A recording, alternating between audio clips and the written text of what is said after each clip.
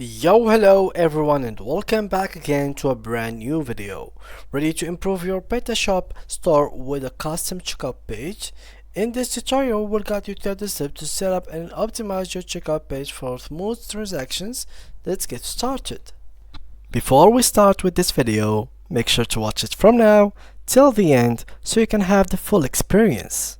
So first of all guys, make sure to go ahead and open PrestaShop.com. After you do so, just simply click on get started, and as you can see, you will be able to have to use one of these three things. So what I'm gonna go is basically this one. So click on free downloads. You can have the classic one and set up your own store to develop your e-commerce business. So discover classic, and as you can see, download PrestaShop for free. So let's go here. Free for me, it's okay, and let's go and download it. So there we go. Here I am, freelancer, and download. And as you can see, now it's gonna be created within few seconds. So, or basically download it. So PrestaShop is basically a downloadable app, not basically a platform that you can use it on. So after we have it open, let me just click here, open this one, and here we have these three things. So install PrestaShop. As you can see, you will be redirected to getting started. So installing PrestaShop and how we can use it. So PrestaShop should not be hard to install. Once you've uploaded all your files on your web server, you should be able to start configuring your store in no less than 5 minutes in most cases. The installation process is very simple because the installer takes care of everything for you.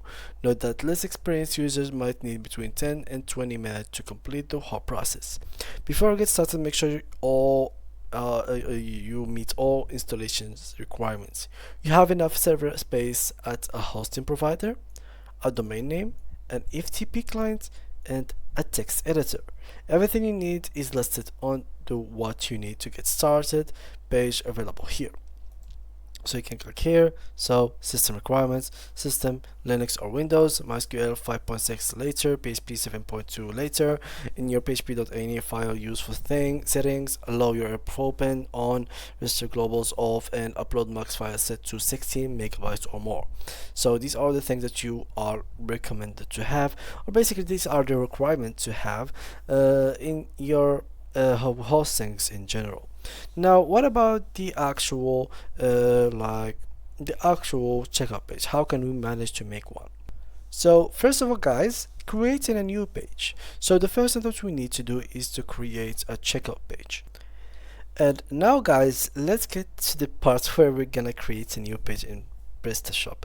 So the first thing is basically creating the checkout page, but the checkout is gonna be a new page, so we need to create it anyway. So creating a new page on PrestaShop, new since PrestaShop 1.7.6.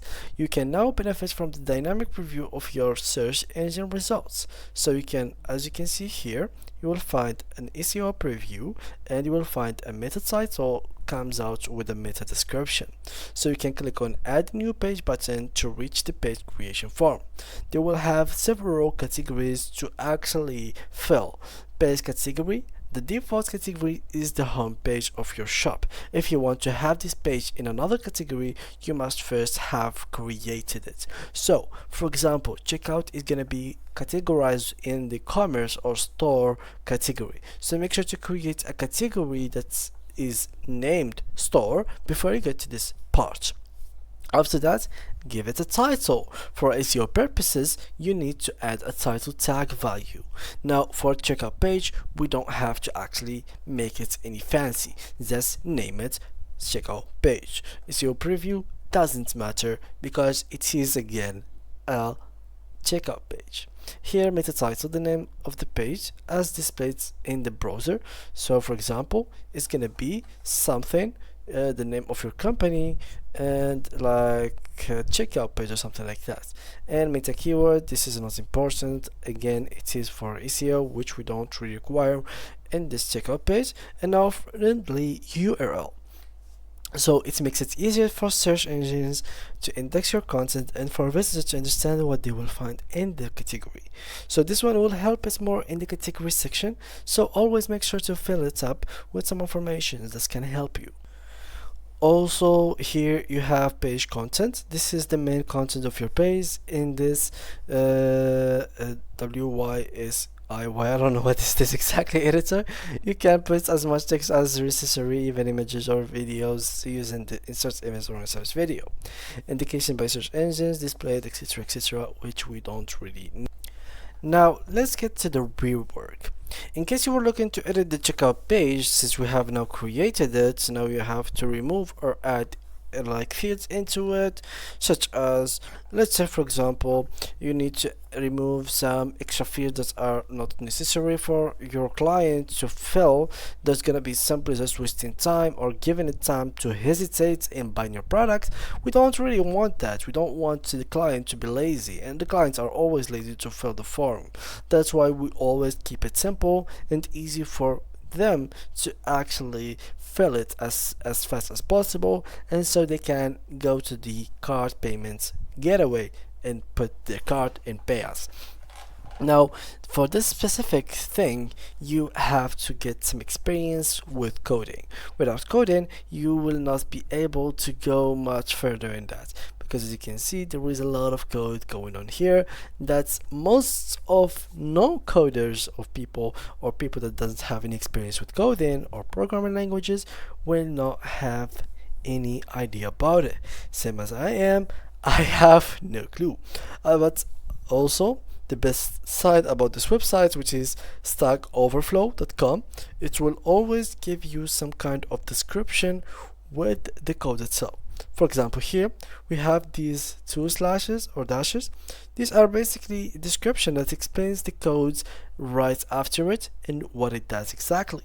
So with these codes, you will be able to actually understand what's going on in here. So here, for example, at whatever value, which to hide to the array ignore fields, and basically there is also another one, available values, address 1, address 2, postcode, city, etc. You'll find them right here. So phone, here country, here state. You can add a lot of things in here, but you don't really need to.